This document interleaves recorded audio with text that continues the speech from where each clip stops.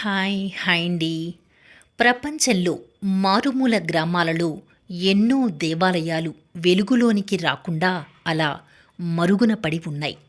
ఆ దేవాలయాలలో ఓ దేవాలయం గురించి ఈరోజు తెలుసుకుందామా?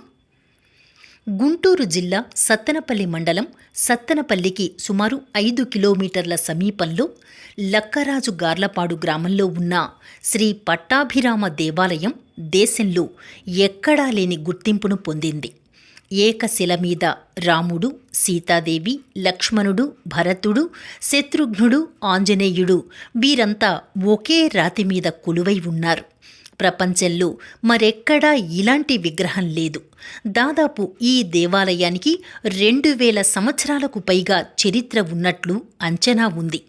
ఈ దేవాలయం శ్రీకృష్ణ దేవరాయల కాలంలో పునర్నిర్మాణం జరిగినట్లు గుడిలో ఓ రాయి మీద చెక్కిన అక్షరాలలో ఉంది. ప్రపంచంలోనే ఎక్కడా లేని అద్భుతమైన, ఈ ఊరికి మాత్రమే సొంతమైన ఈ దేవాలయానికి సరైన ప్రచారం లేకపోవడం బాధాకరం.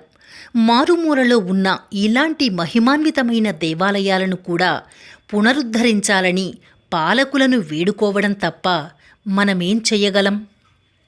అందుకే జై శ్రీరామ్ అని చెప్పుకుందాం. ఏమంటారు?